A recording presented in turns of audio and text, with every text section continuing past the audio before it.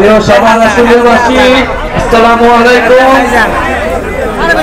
এক দীর্ঘ পদযাত্রা শেষে সারা বাংলাদেশের রাজপথ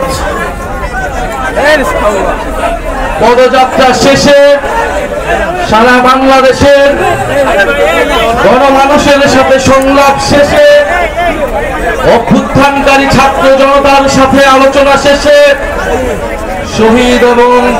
শহীদ পরিবার এবং আহত যোদ্ধাদের সাথে সাক্ষাৎ শেষে আমরা এই রাতে প্রবেশ করেছি ঢাকায়। এই ঢাকা থেকে আমরা 1 জুলাই আমরা আমাদের দেশ গড়তে জুলাই পদযাত্রা শুরু করেছিলাম। আজকে 30 জুলাই আমরা এই সাভারে এই পথসভার মাধ্যমে আমাদের এই জুলাই পদযাত্রা একটা পর্যায়ে সমাপ্ত হচ্ছে।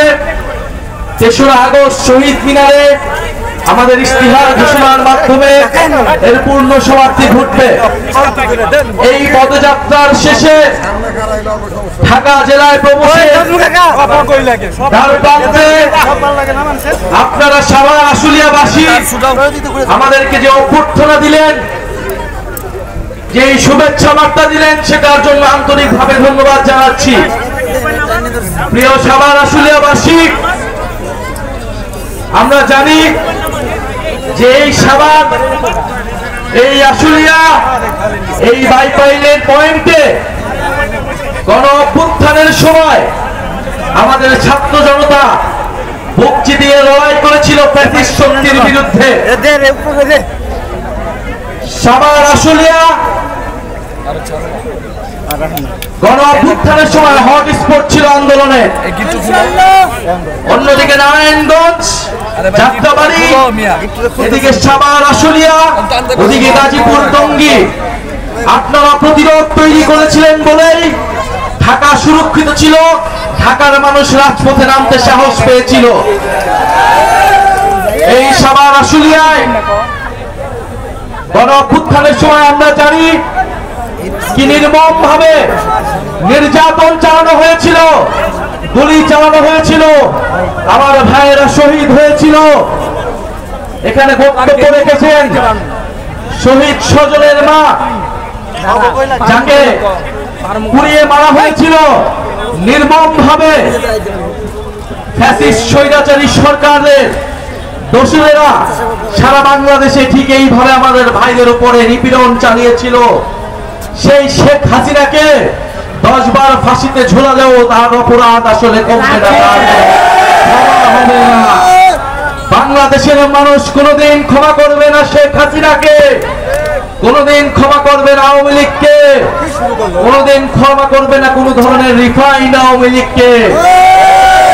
প্রিয় ঢাকা জেলাবাসী, আজকে ঢাকা জেলাবাসীর পক্ষ থেকে আমাদেরকে শুভেচ্ছা অভ্যর্থনা জানানো হয়েছে। ঢাকা জেলায় 5টি উপজেলা রয়েছে। আমরা মনে করি এই উপজেলাগুলো থেকেই আগামীতে ঢাকার নেতৃত্ব তৈরি হবে। এই উপজেলাগুলো নানা ধরনের বৈষম্য এবং বঞ্চনার শিকার হয়েছে দীর্ঘদিন ধরেই। আমরা সাভার উপজেলার কথা জানি, ধামরাই, দোহার, নবাবগঞ্জ, কেরানীগঞ্জের কথা জানি। আমরা মনে করি এই 5টি উপজেলা অনেক সম্ভাবনা রয়েছে, শিল্পাঞ্চল গড়ে তোলা সম্ভব, শ্রমিক অঞ্চল রয়েছে এই সাভারেও। কিন্তু শ্রমিকরা নানা কারণে এই আন্দোলন গড়ে তোলে, কারণ শ্রমিকদের ন্যায্য মজুরি দেওয়া হয় না। এই শ্রমিকরা এই গণ অভ্যুত্থানে আমাদেরকে শক্তি জুগিয়েছিল, রাজপথে বুলেটের সামনে দাঁড়িয়েছিল। আমরা সেই শ্রমিকের ন্যায্য মজুরির জন্য লড়াই করতে চাই। আমরা সাভার আশুলিয়া সহ পুরো ঢাকা জেলাকে চাঁদা মুক্ত জেলা হিসেবে গড়ে তুলতে চাই, সন্ত্রাস মুক্ত জেলা হিসেবে গড়ে তুলতে চাই, দুর্নীতি মুক্ত জেলা হিসেবে গড়ে তুলতে চাই। প্রিয় ঢাকা জেলাবাসী, প্রিয় সাভার আশুলিয়াবাসী, আমরা 30 দিন জুলাই পদযাত্রা করেছি বাংলাদেশের পথে প্রান্তরে।